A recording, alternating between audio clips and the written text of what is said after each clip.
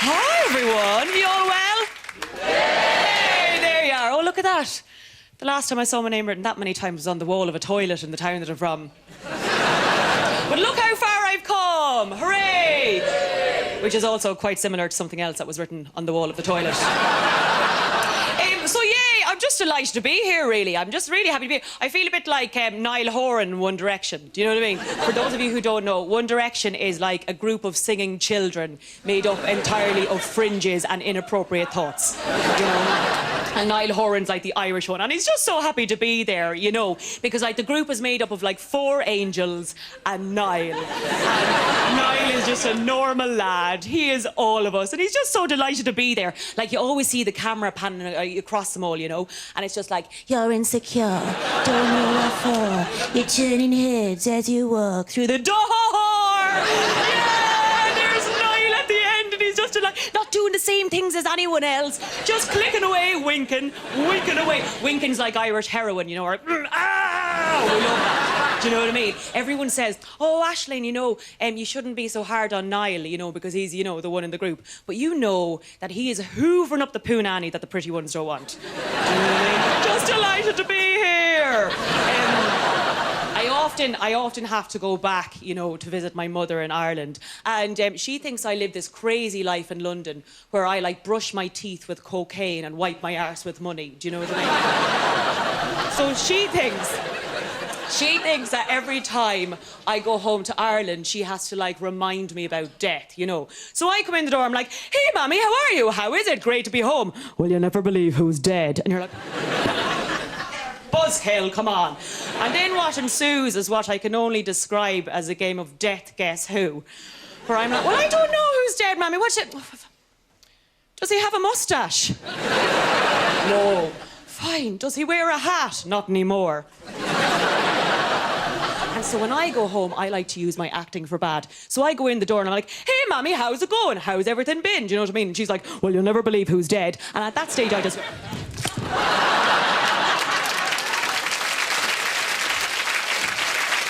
And I basically just fall to the floor dead. A great way to, like, teach children about death is with pets. You know, psychologically, it's a great way to teach children about death. So, you know, like, you buy your child a hamster, and then after 5 years, when it's attached to it, you break its neck. And then you go, right, now I'm going to teach you what's going to happen to Granny very soon. Do you know what I mean? And then you die, and they die, and the circle continues, you know what I mean? But, like, when I was growing up, we had this pet rabbit called Bubbles. And, like, Bubbles, I thought, had a great life. You know, just running around, pooing in our shoes. I was like, there's a guy who knows how to party. But, like, you never know what's going on inside someone's head, lads. And one night, Bubbles got at his hutch and he bit away at the wire in his hutch like this until it sort of came out in a long spear. And then he turned himself around and he reversed his arsehole onto that sphere. And it punctured every single organ on the way up. They say he died of a broken heart in the end. And so the next morning, my mother had to sort of, you know, him off the wire, and it was up to my neighbour Jim Murphy to bury Bubbles the rabbit. Do you know what I mean? And so Jim dug a grave for Bubbles as he remembered him, which is a small little rabbit like this. But when rabbits die, they don't die as they were. They die with their arms sort of longer than their ears and their legs longer than their short lives. And so my first memory of death was basically standing in front of this grave with Jim Murphy in front of me and going, in the name of the Father and of the Son and of the Holy Spirit, amen. Dear Jesus, we give you Bubbles the rabbit to bury, to go to heaven with all the other angel rabbits. And I couldn't believe it. There was Jim Murphy in front of me, kind of shoving Bubbles into the grave with the end of his welly boot like this. And still to this day, lads, whenever I have bad sex, I can't help but be reminded of Jim Murphy shoving that flaccid rabbit into a hole that was made for a live one. You know? Well, like, a great way to end up not dead in general is just sort of look after yourself and be into exercise, you know. And, like, that's a great idea in theory. Like, they say that you should really go running for your sanity and stuff. But I would rather be as mad as a pair of cats fighting to get out of a sack than go for a run. Do you know what I mean? Which is actually, when I don't wear a sports bra, quite the same thing that it looks like a pair of cats trying to fight out the sack, you know. There is only one exception to that rule, and that is dancing. OMG, shit the bed, lads. I love me some dancing. I really do. And I know you're all looking at me going, no, Aisling, we all know what type of dancing you like. A diddly-idle do, a diddly-idle do. Hip-hop, actually. Hip-hop, you xenophobes. I love hip-hop. I really do, lads. Like, even now, you're listening to all this really good English coming out of my mouth, but inside my mind, I'm like, my palms are sweaty, knees are weak, arms are spaghetti. Like, always hip-hop. Do you know what I mean? Myself and my sister Sinead are mad into the hip-hop, and we go wiggity-wiggity whack, you know, as soon as a new urban hip-hop street dance movie comes out.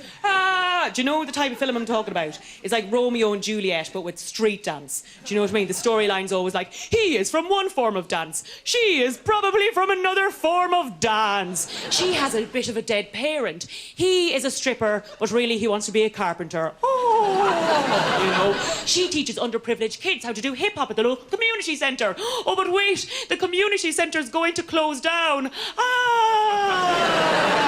But wait now, there is a talent show with the exact same amount of prize money needed to fix a community centre. Hooray! Myself and Sinead are in that cinema and we are eating this for breakfast. We're like, oh my God, the odds are really stacked against him. I don't know if he's ever going to stop being such a stripper. We come out of that cinema and we're like, hey Sinead, how are we going to get home? The only way we know how, through hip-hop. Oh. Takes us ages to get home. But the only thing is, living in London and being mad into the hip-hop dancing as I am, I find dancing is very segregated. So, like, when I want to go and do my hip and my hop dancing, I have to go to a hip-hop club. And, like, say, for example, if I was into cheesy music, I'd have to go somewhere for cheesy people. Or if I wanted to go and listen to funk music, I'd have to go somewhere for douchebags. You know, there's sort of something for everyone, but nothing for everyone. Do you know what I mean? And that's very different to when I was growing up. Because when I was growing up, in the small town of Kildare, there was only one nightclub for about a 20-mile radius. And that nightclub had to cater for all sorts of musical tastes. Why? Because for a 20-mile radius, that nightclub was the only place for young people to breed. And so it had to cater for all sorts of musical tastes. The DJ was a bit like David Attenborough, you know. He knew exactly what music to play to bring the males and the females together at the watering hole. Or the dance floor, you know. So it's 9 p.m. and all the females arrive. All the females always travel in packs. And they're all very nervous. You know, we're all very nervous women. We've only had about 9 vodkas, you know. We're all covered head to toe in wash-off fake tan. Some of us have stood up before we've entirely finished our wee, and there's a bit of a trickle, you know, and you have to go blending it back in as you walk out, you know, this sort of thing. And the whole big thing now is to get the women onto the dance floor. Do you know what I mean? So you play music that women can mime to. Yeah! Women love miming. They do! They love miming. Given a choice between walking somewhere and following an invisible rope, a woman will always follow the invisible rope. They love miming. They're down on the dance floor going, no, I don't want no scrubs. A scrub, come on, Eileen. They love that. They think they're hilarious. But there's a problem with this picture here. As a French would say, où est le coq? Where is a cock? There's no cock on that dance floor. You have to get some men down there, so you have to lay some bait. So what do all males love? What do all men love of all races, religions and creeds? What do they all love? Sluts! Sluts! They all love sluts. They do. So you play music by empowered women, as the men who keep telling them to keep singing without their tops on tell them that they are. So when I was growing up, it was like, dirty, gonna get a little unruly. And we were off and we were having sex with each other's legs, or having sex with the walls, all like this. You know, now it's very important if you're a woman dancing that you dance like you're a man having sex. If you dance like you're a woman having sex, you look like a joyous baby. You know what I mean? So you're there and you go, dirty, gonna get a little unruly. And now women release their final form of bait, which is their hair. Yeah, very much in the same way a female cat will lift up her tail and release her arse scent into the wild.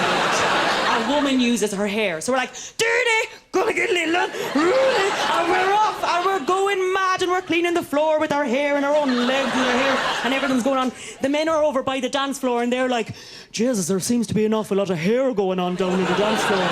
I think something might be afoot. That's right, lads. sluts are afoot. Get you down there. But like, you couldn't just walk into that if you're a man. You could get your knob punched. Your knob, be very, very careful, you know? So you have to play something that men can dance to. You have to get the men down there. What does the DJ play? Dun, dun, dun, dun. Jump around. Men love jumping. They love jumping now. Give it a choice between walking somewhere and jumping. A man will always choose to jump. As soon as a DJ sees that there's some eye contact being made, he slows things down. But not too dramatically. Quite slowly.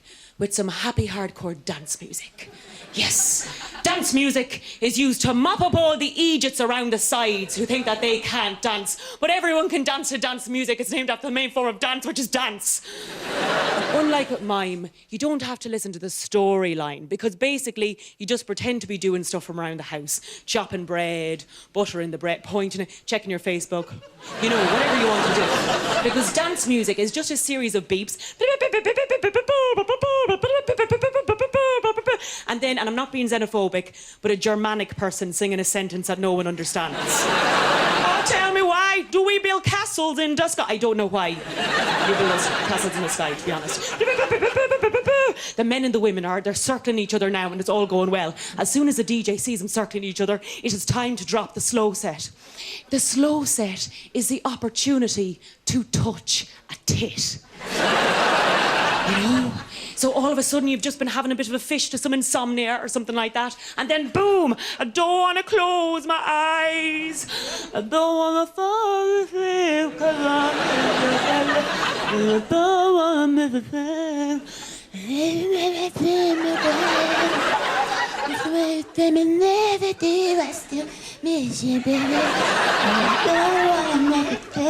Oh, no, fair enough. Yeah. She didn't go for it, she must be frigid. And then, as we know, the bouncer comes around and he says, here, lads, leave space for Jesus. Leave space for Jesus. But as we know, it's grand because after Lent, Jesus was quite a thin man. So you don't have to leave too much space, you know? And then we don't want the babies made here on the dance floor tonight. So it is time to wrap up the evening. How do you wrap up a disco? With the Irish National Anthem! Yay! You take your hand out of whoever's pants it's been down. You put it on your heart and you sing Shana Fianna Fall. How are you getting home? Don't know yet. That's actually not from Lord of the Rings. It's a real language recognised by the EU. So who's the xenophobe now?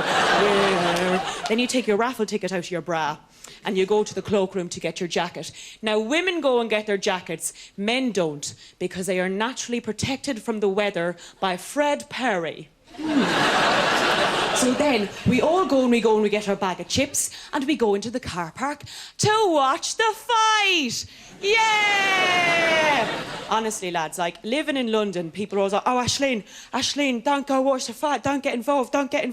He might have a knife. He might have a knife. If I don't get involved in the fight, how am I going to know what it's about? So you go down to watch the fight and you're like, oh God, I just don't want any drama now tonight. I just do not want any drama. I do not want any drama. I don't want any drama now with this fight. Oh my God, I think it might be about me. Here, Denise, hold me earrings. I'm going in. Sean Jr., Sean Sr., you're both brothers. Stop fighting. You both fingered me equally well. Just stop fighting about it is all. And then everyone drunk drives home. So I'm going to leave you on this. As you know, we're coming into the summer, and I'm not a particularly tanned person. But here's a tip should you wish to appear exotic. Walk around with a giant Toblerone underneath your arm. It's like, oh, someone's been away. Lads, you've been lovely. I've been Will and Blair. Have a lovely evening. Bye-bye.